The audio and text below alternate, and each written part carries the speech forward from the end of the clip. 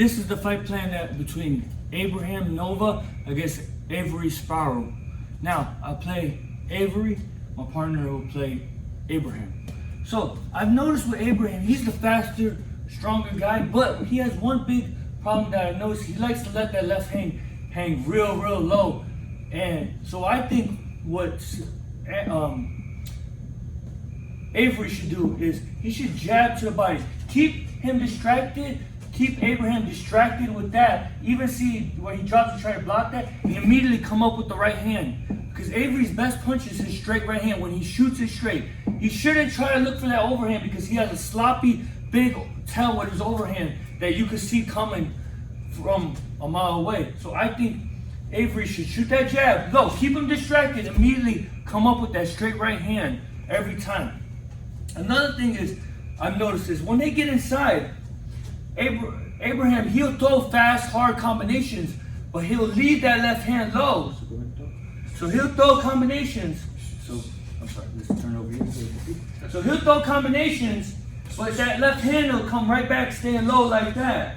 So I think Avery should take advantage. When he throws, let him throw, block, roll, and then immediately shoot a straight, hard shot with a right hand inside every time because that hand is low. Take advantage, and he doesn't have his shoulder protecting. He leaves that left shoulder down with that left hand. So take advantage every time on the inside. Shoot that right hand straight, block, shoot it straight, and then immediately get back out with the jab.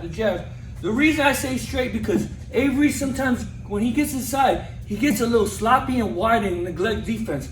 I don't think he should try to get in a firefight with Abraham. If he does that, I'll be in Abraham's favor. So I think he should just implement that. Tight guard, straight right hand, and short right hand, and jab his way out. Keep it on the outside where there's some distance, and he can keep it a slow pace fight where he can dictate the pace. Because if he tries to get in a firefight with Abraham, I think it will go south. But if he can do that, I think Avery pulls off an upset, and he puts himself on a bigger platform. All right, guys, I'm going to be doing Abraham Nova. My partner is going to be doing Avery Sparrow. So, I've noticed, remember, in the last one I said for Avery not to throw that overhand right because he gets sloppy with it. Well, I think Abraham should take advantage of this because I've seen him knock someone out when they threw a sloppy overhand right, and I'm going to demonstrate and show what I mean. So when Avery does it, throw that big, sloppy overhand right, Abraham should slip to his left and shoot his own overhand right. I've seen him do it before. He has knocked someone out before by doing the same exact move that I'm saying. So a guy threw a sloppy overhand, he countered, slipped to his left, and countered with a short, compact overhand right. I think he should implement the same thing against Avery. He does that because Avery does it from far away. He likes to throw that overhand from far away. So let him go, time him, and shoot that overhand right. If he can do that, I think he can score a knockout. But also, here's another thing I've noticed. Avery, when he gets inside, sometimes he'll stay low, but when he punches, he'll stand up tall and he'll pause in between shots. So for example, I have seen him do this a few times. He will throw a 6. They will start low. He'll throw a 6, stand up tall, and then wait literally 1 or 2 seconds, and then throw a left hook. I've noticed this because sometimes he's not, by nature, he's not a big puncher. So what I mean by that, has 10 wins, and 3 of them are by knockout. But sometimes he likes to sit on his shots, and that will cause him. So I think Nova should take advantage. When he goes down, catch that uppercut, because there's going to be a brief pause, and he's faster, so he should use the speed and power. Counter with a left hook, overhand right. Counter before he could even throw that right hand, or that left hook. Counter with so he does that, throws that uppercut, catch, 3, overhand right. Beat him with the speed and power. I think if Abraham could do that, I think he could pull off a knockout victory, propelling him and letting everyone know that he's a force to be reckoned with in the division and that he's a top contender that needs to be taken seriously. But this is a fight plan that I feel like both guys need to implement if they want to pull off the victory and get on to the bigger stage for bigger and better things. All right, guys, we're going to do the fight plan between Jason Monloney and Leonardo Baez. I'm going to play Leonardo. My partner here is going to play Jason. Now, one thing I've noticed about Jason is he bounces a lot. He'll bounce a lot. And he'll move around. Even when he's moving, he'll bounce, sliding around. He's a person that likes to bounce. But he sometimes can be predictable because while he's bouncing, he'd like to do the same thing and jab forward and not change it up. He'll jab. So I think Leonardo should capitalize on when he jabs, slip,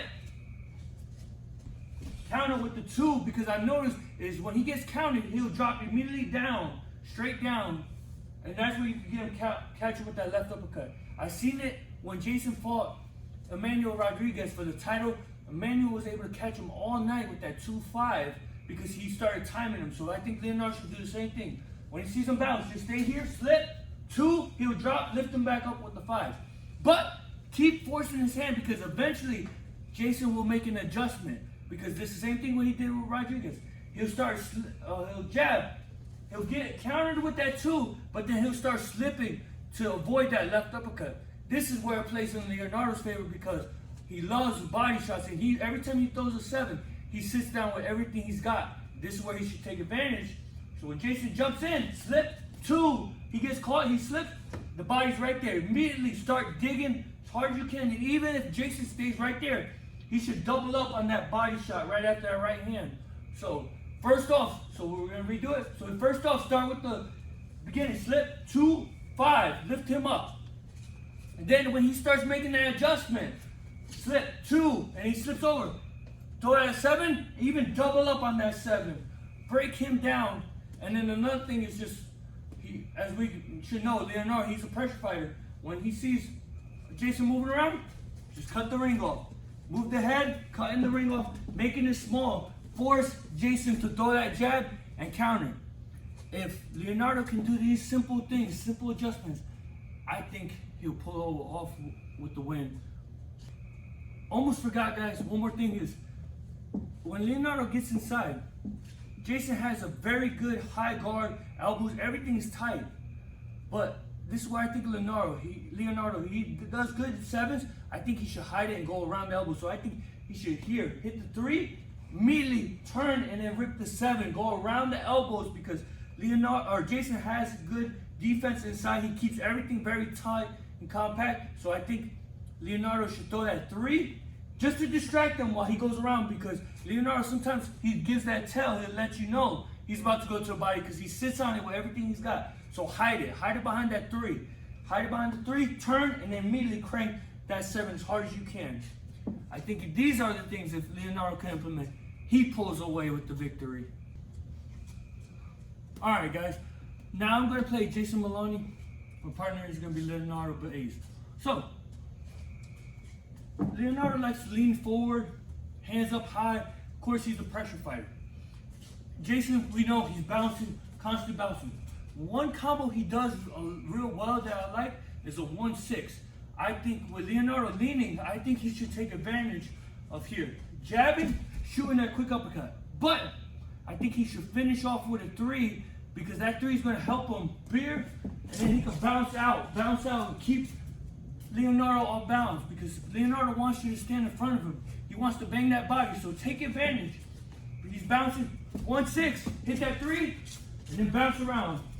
Keep using your footwork. Keep Leonardo off balance and look for it all night. Boom. He gives it to you all night. Look for it all night.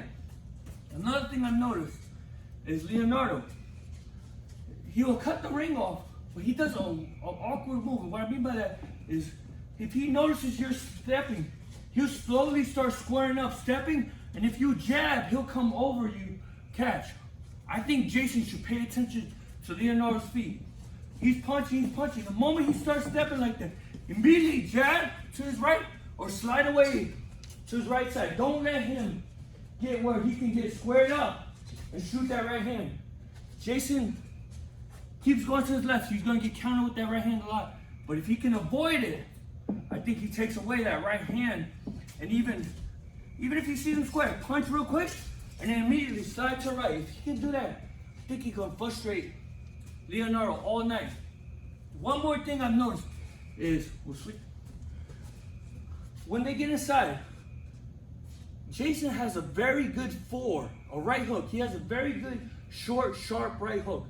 Normally I would not say against someone who loves to throw a left hook to the body, I normally would say never throw that right hook, but he's so short and quick with it. When they're inside, I think he should take advantage because Leonardo will wind up. He tries to put everything he's got into those left hooks.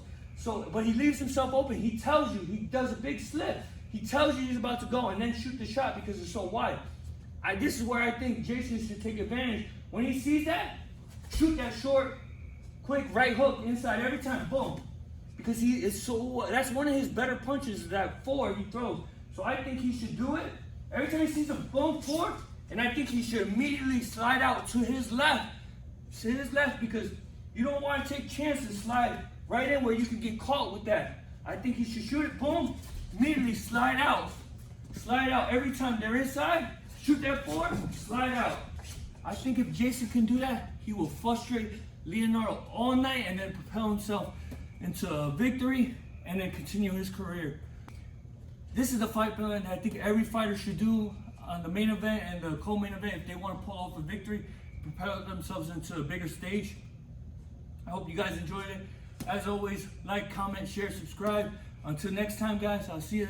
This is El Castigador, and this is my partner, Dustin. We'll see you next time. See you.